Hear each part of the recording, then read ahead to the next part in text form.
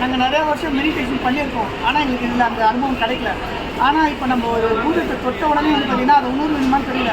ஒவ்வொரு ஜோதிலிங்கத்தையும் நாங்கள் வந்து தொடும்போதோ இல்லை அங்கே இறங்கும்போதோ மாசத்தில் இருக்கும்போது எங்கள் சக்கரங்கள் நீங்கிறதையும் அந்த சக்கரங்கள் துடிக்கிறதையும் அந்த சக்கரங்கள் வந்து வீரமாறதையும் என்னால் உணர முடியுது.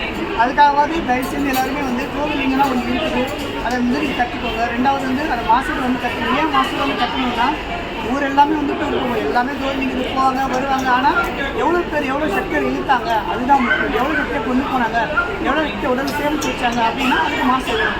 இது வரைக்கும் எங்களுக்கு தெரிஞ்சதுலாம் என்னென்னா நாங்கள் சாமி பார்ப்போம், சும்மா 3 சுற்றி உட்காந்து வந்துடுவோம். ஆனால் அங்கே உட்காரணும், அங்கே உட்கார்ந்து 7 சக்கரங்களையும் வந்து பார்த்திங்கன்னா மந்திரங்களை ஜெபம் பண்ணணும். ஒவ்வொரு மந்திரத்தையும் அவங்க சொன்ன குறிப்பிட்ட அளவில் ஒவ்வொரு சக்கரையும் அதை ஏற்றி இறக்கணும். அப்போ மட்டும்தான் நம்ம என்ன சுற்றிட்டு வந்தோமோ அதை முழு சக்கரங்களோட சக்தியும் நம்மளோட இறைநிலைத்தன்மையும் அதாவது ஜோதிலிங்க சக்தியை நம்ம உடலை வந்து உணர முடியும். இது வந்து அவங்கவுங்க அனுபவிச்சு பார்த்தா மட்டும்தான் புரியும். அனுபவிக்கிறவங்க இது சொல்ல முடியாது. ஆனால் நீங்கள் இப்போ இந்த வீடியோ கேட்குறதுனால கூட வந்து பார்த்தீங்கன்னா உங்களுக்கு சக்தி இருக்குங்க அப்படின்னு கேட்டிங்கன்னா நாங்கள் உணர்ந்தோம். அது எப்படி சும்மா கோயில் பண்ணுறோம் மக்களும் கிடையாது ஒன்றுமே சும்மா சுற்றி வந்த மாசத்தில் ஆனால் சக்கரம் பிடிக்குது. சக்கரம் தானாக பிடிக்குதா? எந்த சக்கரம் பிடிக்குதோ அந்த சக்கரத்தை தான் அந்த தத்துவங்கள் வந்து அமைஞ்சிருக்கு. அதனால தான் அந்த தத்துவங்களை பேஸ் பண்ணி மாஸ்டர் வந்து இது வரைக்கும் வந்து பார்த்திங்கன்னா அஸ்ட்ராலஜி பற்றி நிறைய பேர் சொல்லியிருப்பாங்க. இந்த ராசி இந்த ஜோதிலிங்கத்துக்கு இதுக்கு தான் உதவுகிறது மாஸ்டர் தான் சொன்னாங்க.